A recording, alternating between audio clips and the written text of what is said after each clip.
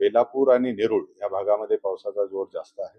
रात्री सुद्धा तिथे 70 एमएमच्या वर पाऊस झाला आणि सकाळी 8 पर्यंत, आणि आता 8 पासून आता जर आपण 11 11:30चा कालावधी झाला त्याच्यापर्यंत सुद्धा जवळजवळ 45 एमएमचा पाऊस आता झालेला आहे. कुठेही वॉटर लॉगिंग नाही आहेत. मी कारण शहरामध्ये जवळजवळ आपण 1250च्या वर कॅमेरे जे आपण ठिकाणं आहेत, चौक आहेत, जिथे आपले अंडरपासेस आहेत, नंतर रेल्वे स्टेशनचे जे काही ठिकाणं आहेत, त्या सगळ्या ठिकाणी मी पाहणी केली आज याच्यामार्फत, आणि वॉर्ड ऑफिसला सुद्धा जे कंट्रोल रूम आहे त्यांच्याशी संपर्क साधला.